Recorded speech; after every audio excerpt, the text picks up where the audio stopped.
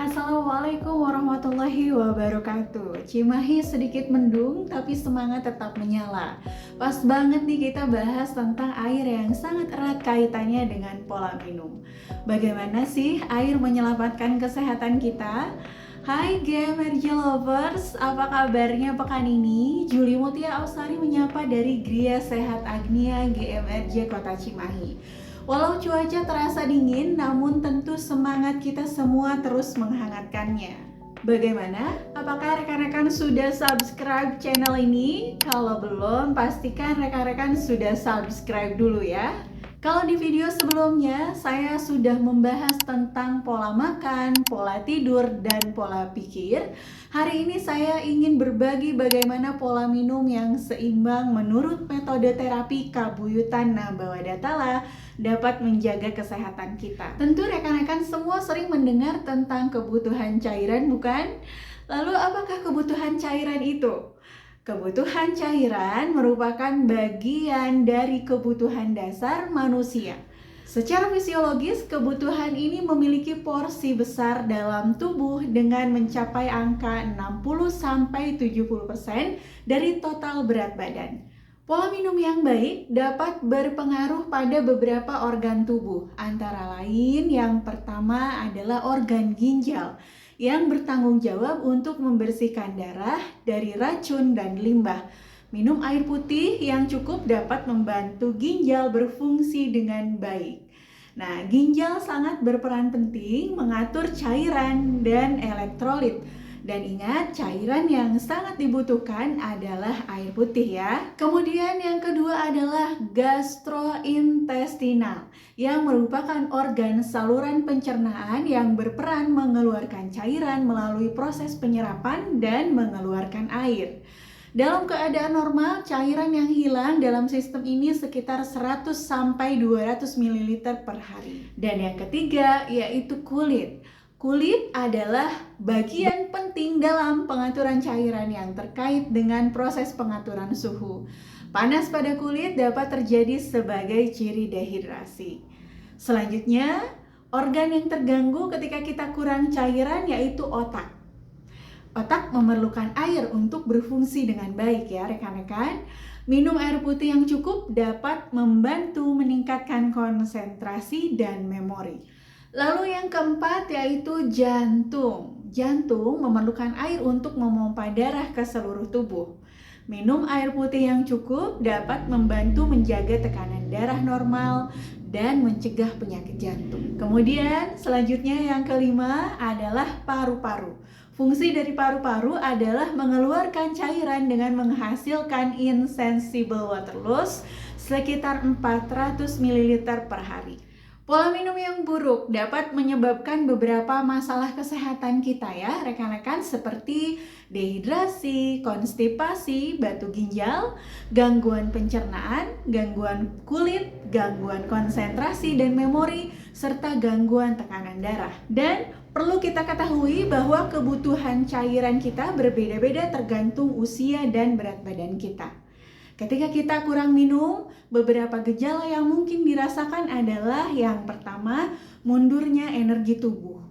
Merasa lelah, lemah, letih, lesu, dan tidak memiliki energi untuk melakukan aktivitas sehari-hari. Yang kedua, keringnya mulut dan tenggorokan. Mulut dan tenggorokan mungkin terasa kering, gatal, dan tidak nyaman. Yang selanjutnya, yang ketiga yaitu sering sakit kepala ya, migrain atau perasaan tidak nyaman di kepala. Dan yang keempat adalah dingin dan keringnya kulit rekan-rekan. Kulit akan terasa kering, gatal, dan tidak elastis. Yang kelima, gangguan pencernaan yaitu mengalami konstipasi, perut kembung, atau gangguan pencernaan lainnya. Yang keenam, kemudian mengalami kesulitan konsentrasi, lupa dan tidak fokus ya. Dan kemudian yang ketujuh, mood biasanya tidak stabil, sering marah tanpa alasan yang jelas, kecewa, sedih, takut, tidak percaya diri, atau dengan kata lain tidak stabil secara emosional. Dan yang kedelapan, sakit otot, mengalami kram atau merasakan tidak nyaman di persendian. Dan kemudian yang ke-9 yaitu gangguan tidur atau insomnia. Dan yang terakhir, yang ke-10 yaitu urin berwarna gelap, berbau tidak sedap dan dalam jumlah yang sedikit. Dapat disimpulkan bahwa kebutuhan cairan orang dewasa sekitar 2 liter setara dengan 8 gelas setiap hari. Pada keadaan tertentu seperti aktivitas fisik, merokok, minum kopi, atau dalam keadaan demam, bisa dipastikan kebutuhan cairan akan meningkat. Kekurangan cairan akan mengakibatkan keseimbangan tubuh berkurang dan berujung pada gangguan fungsi organ, rekan-rekan. Nah, terakhir saya ingin berbagi tips pola minum yang bermanfaat bagi kesehatan kita ya. Yang pertama, minumlah air putih yang cukup. Usahakan minum minimal 8 gelas air putih per hari atau sekitar 2 liter atau sesuai ya dengan kebutuhan cairan yang tadi saya sudah sebutkan sesuai dengan berat badan atau usia kita. Dan yang kedua, minumlah air saat bangun tidur. Minum segelas air putih saat bangun tidur dapat membantu membersihkan tubuh dari racun dan meningkatkan energi. Kemudian yang ketiga, minumlah sebelum makan.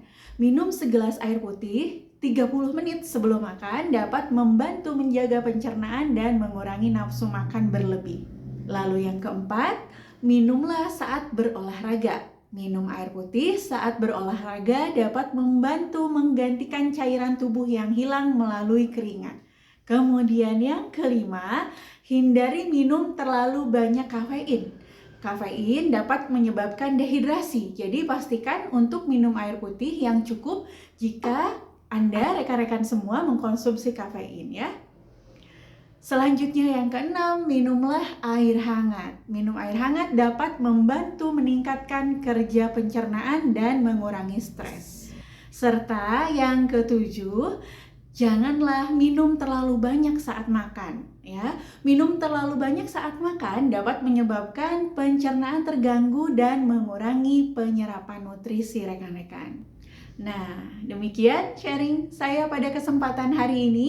Semoga bermanfaat dan rekan-rekan dapat mensupport channel ini dengan tekan like, komen, dan share. Saya Juli Mutia Apsari, Koordinat Dangiang Saptaloka, Nabawa Data Lagus Musraksa Jasan, Insun Medal, Insun Madangan, Urang hirup jeung ngahirupan batur supaya caang padang narawangan, kehadian abadi satungtung jagat. Sampai ketemu di video berikutnya. Wassalamualaikum warahmatullahi wabarakatuh.